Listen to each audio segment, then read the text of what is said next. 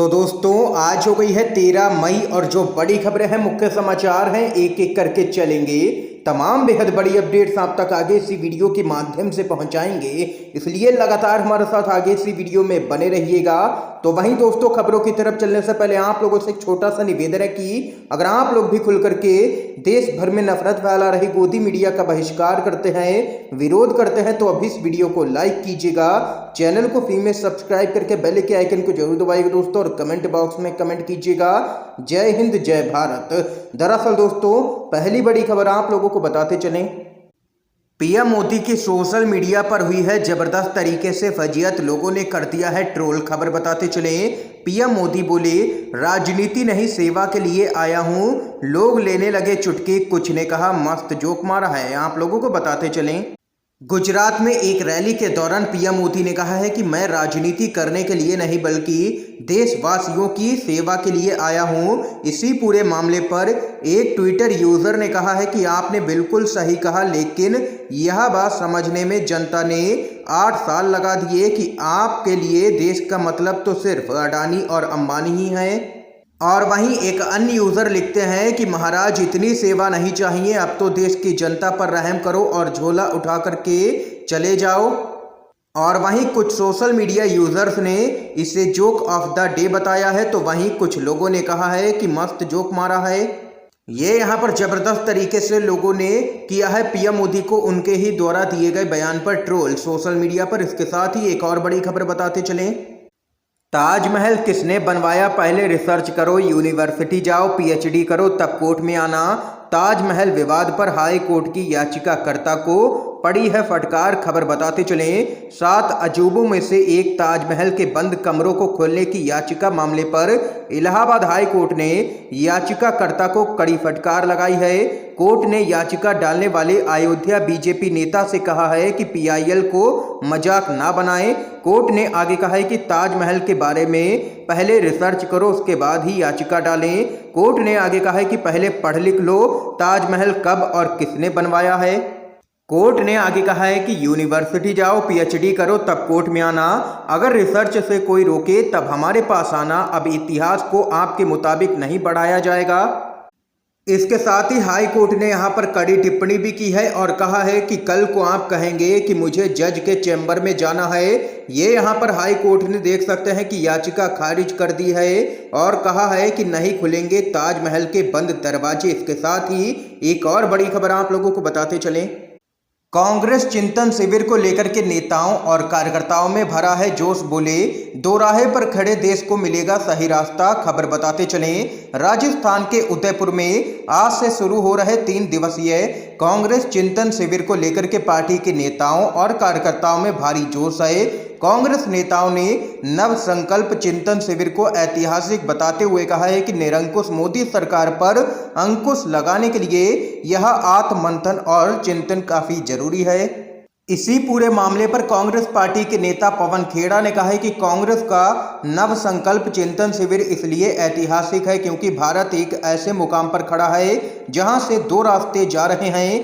एक रास्ता विनाश और तबाही का रास्ता है और दूसरा वो रास्ता है जिस पर चलकर के प्रत्येक भारतवासी को मंजिल मिलेगी। ये यहाँ पर खबर है दोस्तों। एक और अपडेट की तरफ बढ़ते हैं, ज्ञानवापी केस पर अदालत का बड़ा फैसला, मस्जिद परिसर का सर्वे रहेगा जारी, नहीं हटाए जाएंगे कोर्ट के कमिश्नर। 17 मई को होनी है अगली सुनवाई। खबर बताते चलें, वाराणसी में ज्ञानवापी मस्जिद को लेकर के कोर्ट ने बड़ा फैसला सुनाया है। कोर्ट ने ज्ञानवापी मस्जिद के सर्वे के लिए नियुक्त किए गए एडवोकेट कमिश्नर अजय कुमार मिश्रा को हटाए जाने से इनकार कर दिया है।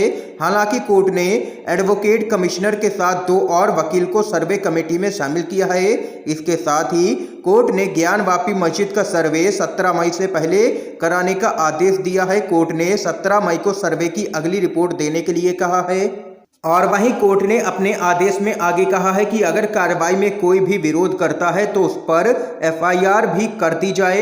ये यहाँ पर खबर है दोस्तों। अगली अपडेट की तरफ बढ़ते हैं, राजीव कुमार होंगे देश के अगले मुख्य चुनाव आयुक्त, मोदी सरकार में निभा चुके हैं वित्त सचिव की जिम्मेदारी। खबर आप लोगों को बताते चलें, राजीव कुमार देश के अगले मुख्य चुनाव आयुक्त होंगे। न्याय एवं विधि मंत्रालय ने एक नोटिफिकेशन जारी कर इसकी जानकारी दी है। इसमें कहा गया है कि राष्ट्रपति ने चुनाव आयोग के सबसे वरिष्ठ आयुक्त राजीव कुमार को इस पद पर नियुक्त किया है और वे 15 मई को मुख्य चुनाव आयुक्त का पद संभालेंगे। गौरतलब है कि मौजूदा सीईसी सुशील चंद्रा का कार्यकाल 14 मई को पूरा हो रहा है।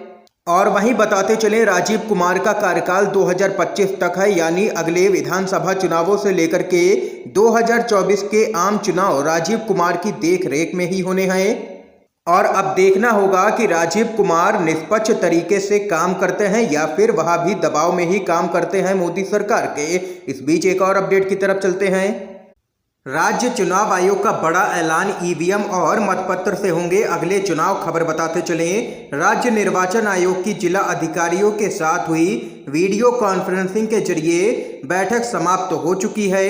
इसके साथ ही बैठक में कई संकेत भी प्राप्त हुए हैं। आप लोगों को बताते चलें, इस बैठक में चुनाव आयोग ने साफ किया है कि पंचायत और नगरीय निकाय चुनाव साथ में होंगे। और वहीं इस बार बताते चलें, इस बार पंचायत के सभी पदों के चुनाव मतपत्र से होंगे, जिसमें जिला पंचायत एवं जनपद पंचायत चुनाव भी सम्मिलित हैं, जो अभी तक ईवीएम से होते थे।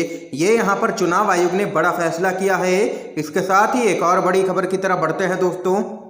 मथुरा श्री कृष्ण जन्मभूमि विवाद का मामला, मथुरा कोर्ट को इलाहाबाद हाई कोर्ट का बड़ा आदेश, कहा 4 महीने में सभी केसों का करें निपटारा। खबर आप लोगों को बताते चलें, मथुरा में श्री कृष्ण जन्मभूमि और शाही ईदगाह का विवाद काफी पुराना है। इन सब के बीच में इलाहाबाद हाई कोर्ट ने इस विवाद से जुड़ा एक महत्वपूर्ण फैसला दे दिया है। दरअसल इलाहाबाद हाई कोर्ट ने मथुरा कोर्ट को निर्देश देते हुए कहा है कि अधिकतम 4 महीने के अंदर सभी अर्जियों का निपटारा किया जाए।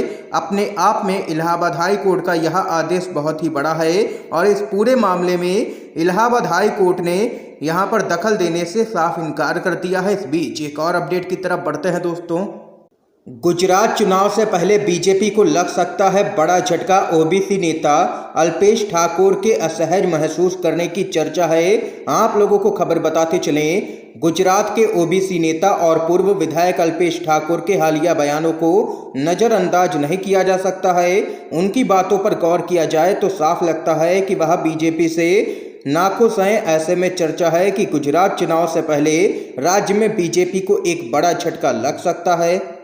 ये यहाँ पर दोस्तों खबर सामने निकल के आई है, जहाँ पर अल्पेश ठाकुर भाजपा छोड़ सकते हैं और गुजरात चुनाव से पहले बीजेपी को बड़ा झटका लग सकता है राज्य के अंदर। इस बीच एक और बड़ी खबर बताते चलें, चुनाव आयोग ने 15 राज्यों की 57 राज्यसभा सीटों पर चुनाव का कर दिया है ऐलान। 10 जून को होनी है वोटिंग। खबर बताते चलें आप लोगों को, चुनाव आयोग ने राज्यसभा सीटों पर चुनावों का ऐलान कर दिया है। चुनाव आयोग के मुताबिक 15 राज्यों की कुल 57 राज्यसभा सीटों पर 10 जून को चुनाव होंगे। इन सीटों में उत्तर प्रदेश बेहद ही अहम है, क्योंकि यूपी की 11 सीटें खाली हो रही हैं, जिन पर भी राज्यसभा का चुनाव होना है। इसके साथ ही एक और अपडेट की तरफ बढ़ते हैं दोस्तों। आम आदमी को लगा है एक और बड़ा झटका, 18 महीने के उच्चतम स्तर पर पहुंची है महंगाई। अप्रैल में 7.79% रही है। खबर बताते चलें, महंगाई से त्रस्त आम आदमी को एक और बड़ा झटका लगा है। खाने पीने की वस्तुओं से लेकर के ईंधन के दाम बढ़ने से महंगाई 18 महीने के उच्चतम स्तर पर पहुंच गई है। आप लोगों को बताते चलें, गुरुवार को जारी मोदी सरकार के आंकड़ों के मुताबिक कंज्यूमर प्राइस इंडेक्स अप्रैल में बढ़कर के 7.79% हो गई है। आप लोगों को बताते चलें, यह लगातार चौथा महीना है जब महंगाई दर बढ़ी है। बीते दिनों रिजर्व बैंक ने इमरजेंसी मॉनिटरी पॉलिसी मीटिंग में महंगाई की चिंताओं को देखते हुए ब्याज दरों को 0.40% बढ़ाने का ऐलान भी किया था। ये यहाँ पर दोस्तों इस समय की आज की सभी बड़ी खबरें थी, मुख्य समाचार थे जो हमने आप लोगों तक पहुँचाए हैं UNVDV के माध्यम से। अगर आप लोगों को ये वीडियो पसंद आया हो तो इस वीडियो को लाइक कीजिएगा, ज़्यादा से ज़्यादा इस वीडियो को शेयर कीजिएगा ताकि आप सभी के दोस्त भी मुख्य समाचारों को जान सकें। वीडियो देखने के लिए दोस्तों आप सभी का बहुत बहुत धन्यवाद।